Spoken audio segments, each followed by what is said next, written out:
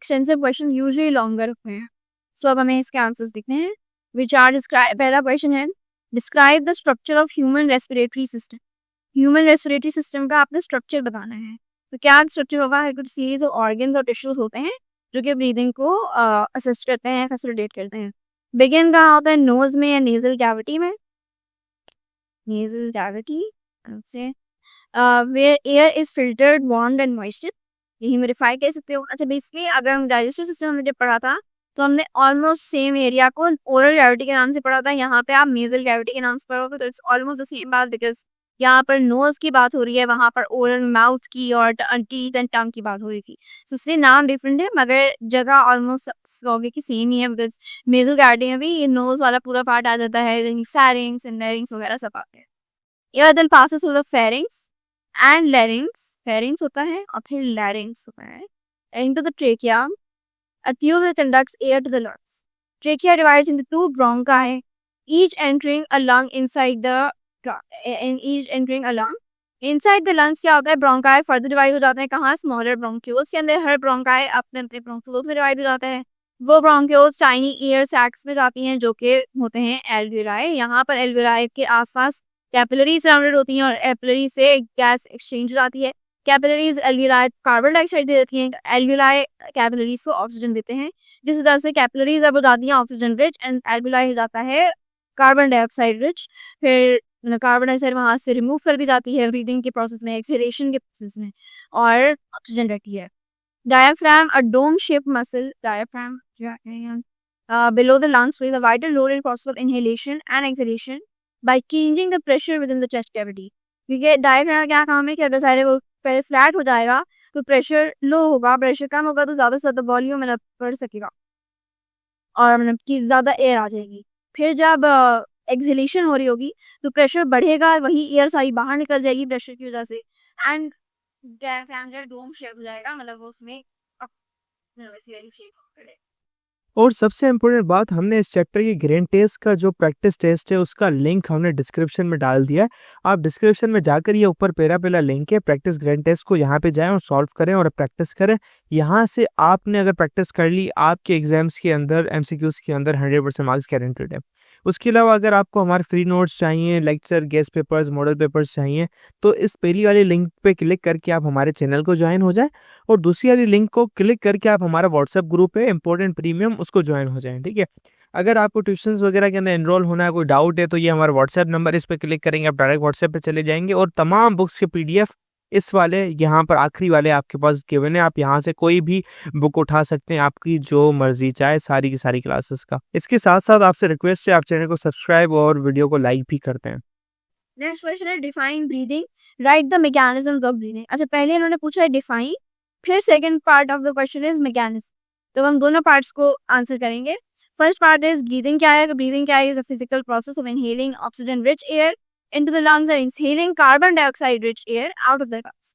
यही जो बात है मैंने की कि जब आप इनहेल करते हो तो आपके जो एयर में जो कॉम्पोनेंट्स हमने पढ़े थे वो क्या थे कि 21% आपके पास ऑक्सीजन होती है इन द इनहेल्ड एयर।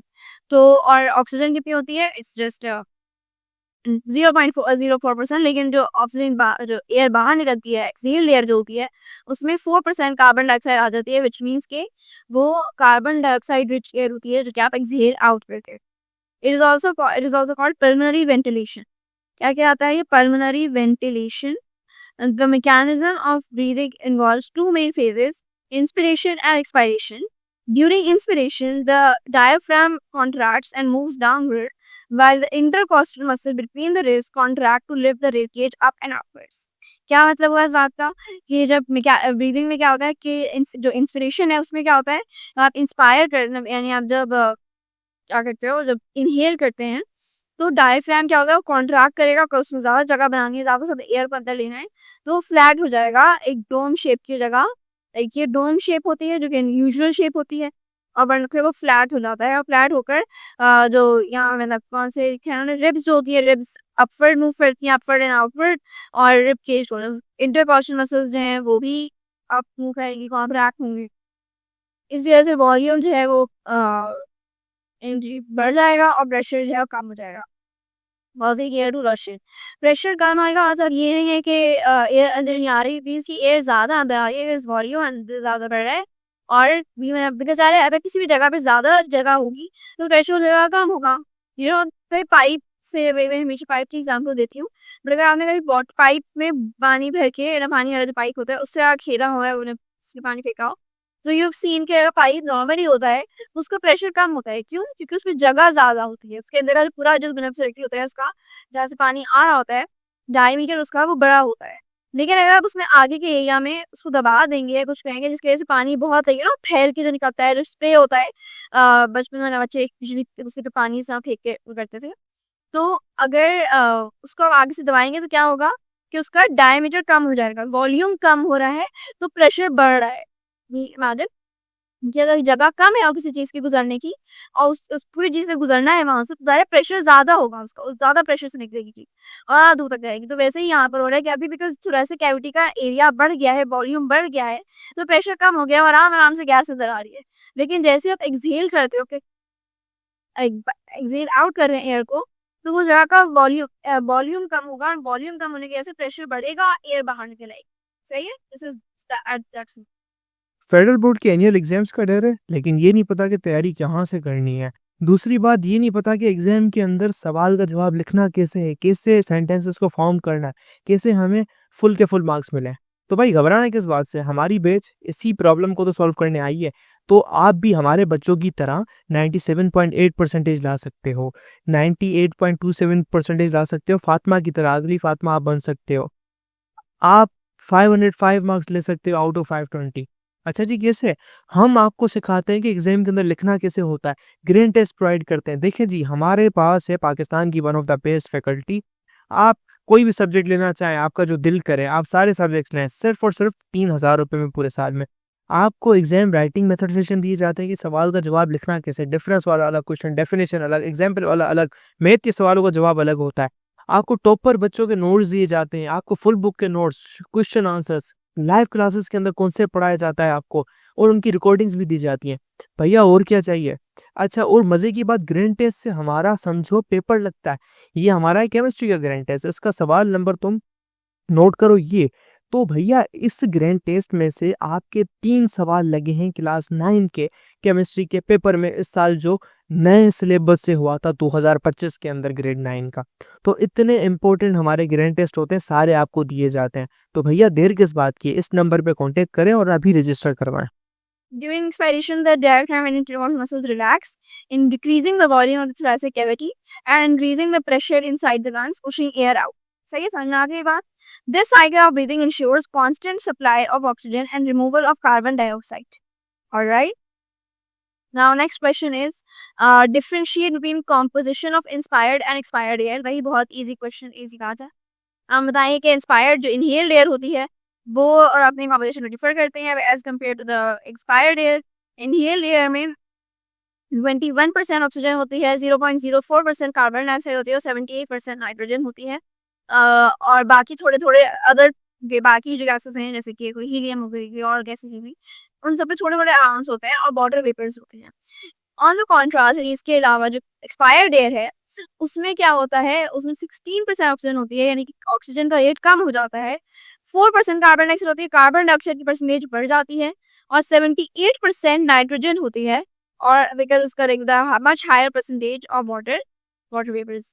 क्योंकि वाटर वेपर्स क्यों बढ़ता है? बिकॉज आया आपके यहाँ से रेस्पायरेशन जब कर रहे हैं तो रेस्पायरेशन इस कार्बन डाइऑक्साइड तो बनी रही है, लेकिन साथ में वाटर वेपर्स भी बन रहे हैं। रिमेंबर कि हम जब ग्लूकोज एंड ऑक्सीजन मिलकर क्या करते हैं, ग्लूकोज की जब रेस्पायरेशन होती है तो क्या बनता है, ऑक्सीजन एंड कार्बन डाइऑक्साइड। सो वो वाला oxygen sorry water and carbon dioxide, तो वाले वाटर वेपर्स भी बढ़ जाते हैं आपकी रिलीज एयर में। उसके अलावा मैंने पूरी बॉडी से वो होकर आया इसकी डिफरेंट आपकी म्यूकस लाइनिंग के ऐसे भी वाटर वेपर्स होते हैं। So exhale air always have higher percentage of water vapours. ये बात आप याद रखिएगा बस। और मुझे लगता है ये नंबर्स जो है ना, ये इनको याद रखना ही होगा बिकॉज ये एग्जाम में आएंगे और क्वेश्चन अगर इस पे आया तो जरूर नाम पर नंबर्स आपको बताने होंगे। और ये बहुत इजी नंबर्स हैं, आप इसको अगर याद रखोगे बस। इसको इजी तरीका क्या है याद करने का कि आप गैसेस वाइज याद करो कि ऑक्सीजन की परसेंटेज ये है पहले और ऑक्सीजन की परसेंटेज ये है बाद में, कार्बन डाइऑक्साइड की ये पहले है और ये बाद में है। इस तरह से इजीली याद हो जाएगा, वरना अगर आप अलग-अलग पूरा चार्ट याद करना शुरू करोगे तो it would be difficult for you guys. Decrease in oxygen and increase in carbon dioxide in expired air occurs because the oxygen is absorbed into the bloodstream from the alveoli for use in cellular respiration, while carbon dioxide, a base product of metabolism, diffuses from the blood to the alveoli to be expelled from the body। सही है? तो इस ये वजह है कि वो क्यों इनके रेट में डिफरेंस आया। ये मैं इसको हाईलाइट कर दी ताकि आपको अगर पता ये चीज़ पे अलग भी क्वेश्चन आ सकता है, अलग से शॉर्ट क्वेश्चन भी आ सकता है। Now the question is state the symptoms causes and treatments of these 5 diseases। ये 5 डिजीजेस दी हैं, वेरिया bronchitis, then emphysema, pneumonia, asthma and lung cancer. तो ब्रोंकाइटिस का हम बताएंगे, ब्रोंकाइटिस की क्या सिम्टम्स हैं। तो पहले है क्या, थोड़ा सा हम डिजीज का बताएंगे। तो bronchitis is the inflammation of bronchial tubes जो कि एयर को कैरी करते हैं फ्रॉम एयर टू लंग्स। फिर सिम्टम्स क्या है इसके, सिम्टम्स हैं इसके persistent cough, mucus production, wheezing, shortness of breath and chest come discomfort. और कॉज क्या है, कॉज्ड बाय वायरल और बैक्टीरियल इन्फेक्शंस और by exposure to irritants such as tobacco, smoke and air pollution. अब अगर कभी मतलब आप किसी ऐसी एरिया में रह रहे हैं जहाँ आसपास एयर पोल्यूशन बहुत है या लोग स्मोकिंग बहुत करते हैं, अगर आप खुद नहीं भी कर रहे स्मोकिंग, आपके आसपास में आपके फ्रेंड्स कर रहे हैं या फैमिली में कोई कर रहा है, तो उसकी वजह से भी आपको ब्रोंकाइटिस हो सकता है, बिकॉज आप एक्सपोज्ड हैं उन्हीं इरिटेंट से जो जिससे वो बंदा खुद एक्सपोज्ड है। तो ये बात मैंने की थी ना कि लंग्स कैंसर वगैरह भी जरूरी नहीं है कि सिर्फ आपकी डायरेक्ट स्मोकिंग हो, पैसिव स्मोकिंग भी हो। देन ट्रीटमेंट क्या है इसका, treatment include medicine, bronchodilators. Bronchodilators क्या होते हैं कि अगर कोई फॉर एग्जाम्पल ये आपका इस तरह से ट्रेकिया है और ट्रेकिया यूं जा रहा है, ये ब्रोंकस बना, अब ये इसकी ब्रोंक्यूल है, तो ब्रोंक्यूल्स को डायलेट करना है, यानी ये इसका अगर बीच में डायमीटर है तो उस डायमीटर को, अभी अगर छोटा हुआ है अगर बीच में भरा हुआ है पूरा जो फ्लूइड जो भी चीज़ है, इरिटेशन हुई हुई है, तो वो उसको पूरे को इन्फ्लेमेबल कर देता है, डायलेट कर देता है ताकि ज़्यादा एयर जगह हो तो आपकी शॉर्टनेस ऑफ ब्रेथ ना हो। ये ट्रीटमेंट है।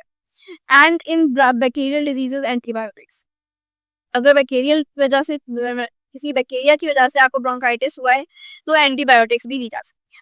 Now coming on to emphysema, तो एम्फाइसीमा क्या है, क्रोनिक लंग डिजीज जिसमें जो एल्विलाई हैं वो अपनी इलास्टिसिटी खो शेप खोलते हैं, जैसे कि यहाँ पर हुआ है, leading to breathing difficulties. Symptoms इसके क्या है, include shortness of breath, chronic cough, wheezing. Primary cause क्या है, long term exposure to cigarette smoke and other airborne irritants. कुछ एयर इरिटेंट्स ऐसे होते हैं जो कि आपके आसपास आपको होते हैं, आपको पता भी नहीं होता, तो इसलिए मतलब you are always exposed to इस तरह की चीज़ें। There is no cure but treatment includes inhalers, medications, oxygen therapy and lifestyle changes, just quitting smoking. अगर स्मोकिंग ऐसे हुआ होता है, आप बहुत ज़्यादा स्मोकिंग करते तो स्मोकिंग छोड़ दें, नहीं तो अगर मतलब बहुत ज़्यादा किसी को अगर सिवियर है तो ऑक्सीजन मास्क लगा के घूमें या ऑक्सीजन बहुत ज़्यादा मतलब कंज्यूम करे। सो ट्रीटमेंट इस तरह का है, वरना कम्प्लीटली सही तो नहीं होगा। न्यूमोनिया होता है अगर आपके एयर सैक्स में एल्विलाई में फ्लूइड भर जाए या पस आ जाए, तो इस वजह से इन्फ्लेम हो जाते हैं एल्विलाई। और सिम्टम्स इसके क्या है, कफ जो मतलब फ्लेम वाली ब्लगम वाली जो खांसी है वो, fever, chills, difficulty breathing. Cause क्या है, कॉज्ड बाय बैक्टीरिया, वायरसेस और fungi. Treatment depends on the cause and many include antibiotics, antiviral, anti fungal medicine, rest, fluids and oxygen support in severe cases. Asthma क्या है, asthma में आपकी Airways जो हैं, bronchial Airways, वो inflamed हो जाते हैं और डिफिकल्टी होती है ब्रीथ करने में, breathing. Common symptoms, wheezing, coughing, chest tightness, shortness of breath. Triggers क्या include allergens, exercise, cold air and pollution. Although there is no permanent cure, यानी कंप्लीटली सही नहीं होता है एजमा, अगर किसी बच्चे को है तो बड़े होने तक, बुढ़ापे तक उसको रहेगा, लेकिन वो मैनेज किया जा सकता है किस तरह की चीज़ों से। वही ब्रोंकोडायलेटर्स हैं और managed by with inhalers, bronchodilators, lifestyle adjustment and avoiding known triggers। अगर फॉर एग्जांपल आपको ट्रिगर जो है डस्ट है, तो आप डस्ट वाली जगहों से बचें जहाँ या बहुत मिट्टी में ना जाएं, या कुछ लोगों को पॉलन एलर्जी भी होती है कि पॉलन जो है तो फ्लावर्स में या दरख्तों के आसपास बहुत ज़्यादा एलर्जी, तो गार्डन्स में ना जाएं, इस तरह की चीज़ें से बचें अगर आपको ट्रिगर पता है अपना तो। फिर आता है लंग कैंसर जो कि बहुत एक सिवियर मेलिग्नेंट ग्रोथ है। मेलिग्नेंट कहते हैं कि जो होती रहती है कंटिन्यूअस ग्रोथ, या जो मतलब वाली malignant growth of cells in the lungs. Symptoms include persistent cough, coughing up blood, chest pain, hoarseness, weight loss and shortness of breath. Weight loss तो एनी टाइप ऑफ आपका जो कैंसर होता है उसमें होती है, मगर लंग कैंसर है बाकी सारे सिम्टम्स है ना, जो ब्लड वाली खांसी और चेस्ट पेन, होर्सनेस होती है कि आवाज़ बिल्कुल मतलब भारी हो जाए, शॉर्टनेस ऑफ ब्रेथ, ये सारी होती है। कॉज क्या है इसका? Smoking mainly, exposure to second hand smoke, वही पोल्यूशन बहुत ज़्यादा अगर हो, harmful chemicals can also contribute. अगर इंडस्ट्रियल एरिया में रहते हैं जहाँ आसपास फैक्ट्रीज हैं या कोई इस तरह का इंडस्ट्रियल वेस्ट है, कूड़ा जलाया जा रहा है, तो ये भी लंग कैंसर कॉज कर सकते हैं। ट्रीटमेंट क्या है इसका? सर्जरी होती है, कीमोथेरेपी, रेडिएशन थेरेपी, जो कैंसर के ट्रीटमेंट्स हैं वही इसके ट्रीटमेंट्स होते हैं। Targeted drug therapy, targeted drug therapy क्या होता है? ये अब नई थेरेपी आई है जिसकी वजह से कि आप जो जहाँ पर सेल ग्रोथ है, आपको जो लगे यहाँ कैंसर ग्रो हो रहा है, उसी जगह को सिर्फ उसी जगह को टारगेट किया जाता है और वहाँ पर उन सेल्स को मार दिया जाता है।